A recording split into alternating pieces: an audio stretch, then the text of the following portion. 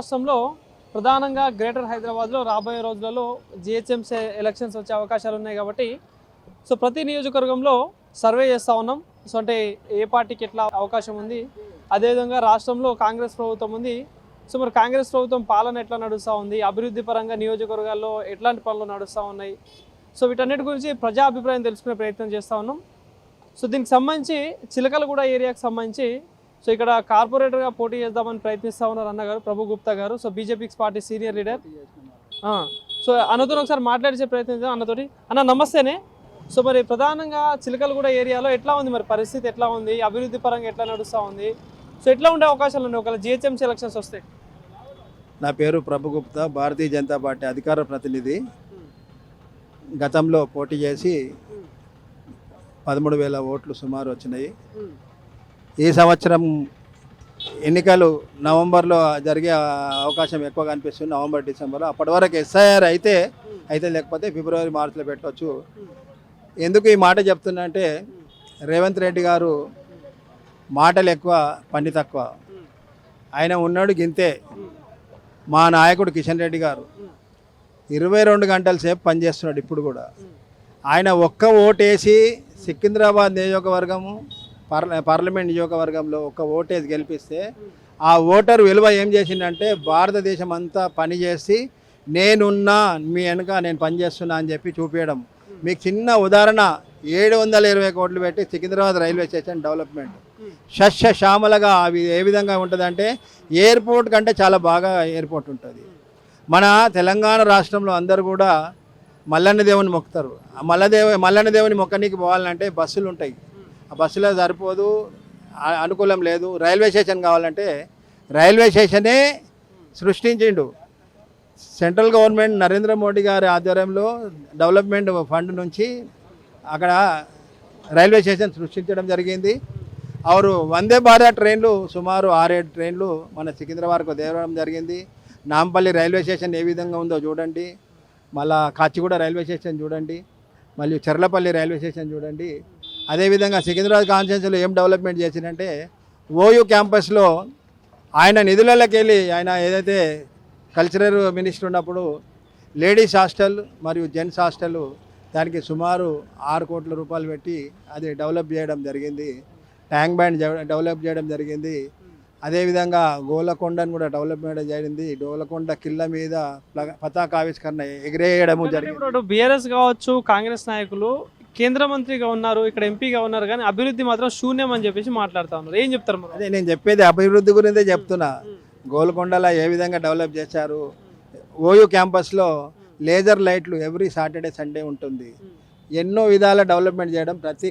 ప్రతి డివిజన్లో power bore ఆయన పర్సనల్ ఫండ్ 5 కోట్ల రూపాయలు ఉంటాయి. 7 కాన్స్టిట్యున్సీలకు పంచవలసి వస్తుంది. ఆయన ఎక్కడెక్కడైతే ఈ కరోనా కాలంలో ఎవరైతే వ్యాక్సిన్ ఇంజెక్షన్ తీసుకోవడం, హాస్పిటల్ పోవడము, చిన్న హాస్పిటల్ ఉంటాయి, దానికి షెడ్ అయిపోయడము, ఆయన బడ్జెట్ చేయడం కాక ఈ సికింద్రాబాద్ రైల్వే స్టేషన్ వచ్చి సెంట్రల్ గవర్నమెంట్ బడ్జెట్లోకి వెళ్ళి చేయడం. నేను చెప్పిందంతా కూడా కిషన్ రెడ్డి గారు డెవలప్మెంటే. మరి ఇదే విధంగా ఈ నేషనల్ హోటల్ గల్లీలో ఒక వ్యక్తి, ఒక ముస్లిం అతను నా దగ్గరకు వచ్చేసేసి అస్సాం గోవేటీలో మా మిత్రులు హాస్పిటల్ అడ్మిట్ అయినరు, నాకు హెల్ప్ చేయాలని అంటే ఇమ్మీడియట్గా కిషన్ రెడ్డి గారికి ఫోన్ చేసేసి వాళ్ళ పిఏతో ఫోన్ చేస్తే ₹1,00,000 డిస్కౌంట్ ఇచ్చి వారికి సేవ చేయడం జరిగింది. ఇక్కడ రోడ్ అంతా తవ్వి వెళ్ళిపోయారు. ఈ జిహెచ్ఎంసీదా వాటర్ వర్క్స్దా వాళ్ళకే తెలియదు. మళ్ళీ వాళ్ళు ఎంబడి పడితే రోడ్డు ఇది చేయడము.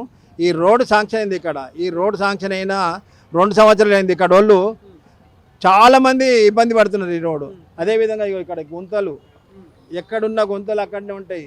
ఇక్కడ 145 డివిజన్ ఎవరైతే ఏఈ ఉన్నాడో వేణుగారు, ఆయన ఎప్పుడు కూడా సరిగ్గా స్పందిస్తలేడు. గుంతలు ఉన్నాయి. ఈ రోడ్డు శాంక్షన్ అయింది, రోడ్డు వేయట్లేదు. సుమారు 3 సంవత్సరాల నుంచి పెండింగ్ ఉన్నది. కార్పొరేటర్ దృష్టిలో వచ్చి ఉన్నా కూడా ఆమె చేయలేకపోయింది. దయచేసి నేను మీడియా ద్వారా చెప్తున్నా, ఇమ్మీడియట్గా జిహెచ్ఎంసీ అధికారులు చొరవ తీసుకొని ఇమ్మీడియట్గా రోడ్ వేయాలి. ఇక్కడ అదే ఎక్కడెక్కడ రోడ్స్ పెండింగ్ ఉందో అన్ని రోడ్ వేయాలి. పార్క్లో కూడా రెగ్యులేషన్ బాగా జరుగుతుంది. ఇతర వ్యక్తులు వచ్చేసి అక్కడ ఒక కమ్యూనల్ యాక్టివిటీస్ చేయడం, గొడవలు జరిగాయి. ఇవన్నీ సరిదిద్దడానికే చిలకలగూడ డివిజన్లో రాబోయే ఎన్నికల్లో ఎస్ఐఆర్ కంప్లీట్ అయినాక రిజర్వేషన్తో పాటు మా డివిజన్ నుంచి పార్టీ ఎవరికి సీట్ ఇచ్చినా కూడా మేము ఖచ్చితంగా గెలిచి చూపించి ప్రజలు ఎంబడి ఉండి ప్రజలకు డెవలప్మెంట్ చేయడం జరుగుతుంది. సో అంటే ఇప్పుడు రాష్ట్రంలో కాంగ్రెస్ ప్రభుత్వం ఉంది, ఇంతకుముందు బీఆర్ఎస్ ఉన్నాయి, ఇక్కడ లోకల్గా ఎమ్మెల్యే కూడా బీఆర్ఎస్ పార్టీ ఉంది. అంటే ఈ పథకాల విషయంలో కావచ్చు, అభివృద్ధి విషయంలో ఎట్లా అనిపిస్తూ ఉందన్న? ఎట్లుంది అసలు పరిస్థితి? పథకాలు లేవు, అభివృద్ధి లేదండి. ఎంతోమంది రేషన్ కార్డుకి అప్లై చేసుకుంటే వాళ్ళకి రేషన్ కార్డు రావట్లేదు, విడో పింఛన్ రావట్లేదు, ఫిజికల్ హ్యాండిక్యాప్ పింఛన్ రావట్లేదు, ఒంటరి మహిళా పింఛన్ రావట్లేదు, ఏది కూడా రావట్లేదు. దయచేసి రాష్ట్ర ప్రభుత్వానికి చెప్తున్నా, ఖచ్చితంగా ప్రజలకు న్యాయం చేసేది ఉంటేనే మీరు పనిచేయాలి, లేకపోతే గద్దె దిగాలి. మీతోని అయ్యట్లేదు. మీరు ఇక్కడ నుంచి డబ్బులు కలెక్షన్ చేస్తారు, ఏడి కలెక్షన్ చేసి దొంగచాటుగా ఫోటో తీస్తున్నారు, హెల్మెట్ పెట్టుకోకపోతే వాళ్ళ మీద పెనాల్టీ వేస్తున్నారు, ఏదో రోడ్ క్రాస్ చేసి సిగ్నల్ లేకపోతే వాళ్ళ మీద పెనాల్టీ వేసి 1050 రూపీస్ మీరు వసూలు చేస్తున్నారు. చెవు పిండి ముక్కు పిండి మున్సిపల్ ట్యాక్స్ వసూలు చేస్తున్నారు. ఈ ఎక్కడంటే అక్కడ వైన్ షాపులకు మీరు ఏదైతే లైసెన్స్ ఇచ్చారో లైసెన్స్ ఫీజే 2 లక్షలు 3 లక్షల రూపాయలు. లైసెన్స్ ఫీజు కాదు, అది ఫామ్ ఫీజు. ఆ డబ్బులన్నీ ఎక్కడ పోతున్నాయి? అదేవిధంగా ఎవరైతే యువకులు చదువుకోనికి లండన్ పోవాలి, యుఎస్ పోవాలి, గల్ఫ్కు పోవాలని చెప్పేసి పాస్పోర్ట్ గురించి పెడితే, ఆ వీసా గురించి పెడితే ఆ డబ్బులు రిజెక్ట్ చేస్తారు. ఆ డబ్బులు ఎవరికి పంపిస్తున్నారు? ఏ క్రిస్టియన్ చర్చిలకు పంపిస్తున్నారు, ఎవరికి చేస్తున్నారు? ఇవన్నీ అరికట్టాలంటే ఈ రాష్ట్ర ప్రభుత్వము చేతగాని ప్రభుత్వం, వాళ్ళు పని చేయడానికి చేతనవ్వట్లేదు. వాళ్ళు అధికారికంగా మాట్లాడమే కానీ చేతలలో లేదు. యువకులకు స్కూటీ ఇప్పిస్తున్నారు, ఎక్కడ ఇప్పించారండి? తులం బంగారం అన్నారు, తులం బంగారం లేదు. మా నాయకుని ఏమంటాడంటే, నువ్వు అంటే ఒక వింతగా ఆయన మాట్లాడము, ఆయన నాయకుడు కాదు, నువ్వు నాయకునివి. నీ నాయకునికి ఆయన కథానాయకుడు మా కిషన్ రెడ్డి గారు. దయచేసి నోరు అదులో పెట్టుకొని ఎదుటి వ్యక్తిని మాట్లాడాలి.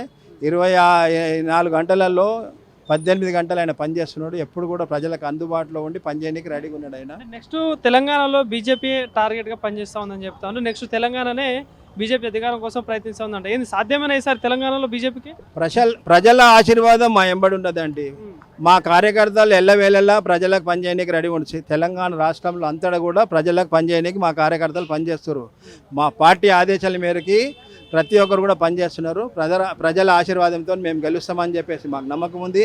మా కార్యకర్తలందరూ కూడా వర్కౌట్ చేసి అంతటా పనిచేసి ప్రజలెంబడి ఉండి ప్రజలతో మెప్పించి ఓటేయించుకునే ఆలోచన మా కార్యకర్తలకు నాయకులకు ఉన్నది. 10 ఏళ్ళు నేనే ముఖ్యమంత్రి అంటున్నాడు రేవంత్ రెడ్డి. ఏంట్లుంటుంది మరి? నాలుకకు బొక్క లేదండి, నరం ఒకటే ఉంది. అననికి మస్తు గంటం. రాజకీయంలో అబద్ధాలతోనే ఆయన ముఖ్యమంత్రి అయ్యాడు. మళ్ళీ ఇప్పుడు అబద్ధాలతో మళ్ళీ ముఖ్యమంత్రి అంటే ప్రజలు ఎప్పుడు కూడా సహించరు. ప్రజలు ఏదో దూత్కా దూత్ పానీకా పానీ గుర్తుపడతారు. ఖచ్చితంగా ఈరోజు హైదరాబాద్ నగరంలో 300 కార్పొరేషన్లు అవుతాయా, 400 అవుతాయా, ఏదైనా కూడా మేము హైదరాబాద్ నగరంలో బాగా వేయడం ఖాయం. రాబోయే అసెంబ్లీ ఎన్నికల్లో అంత పెద్ద ఘోరమైన బెంగాల్నే ముఖ్యమంత్రి ఉన్న మమతా బెనర్జీ ఉన్నదే మేము కైవాసం చేసుకొని ప్రజలకు పనిచేయడానికి వచ్చినాము. తెలంగాణలో మేము పనిచేయడానికి రెడీగా ఉన్నాము. ప్రజల ఆశీర్వాదం మాకున్నదని చెప్పేసి మేము చెప్తున్నాము. Thank you.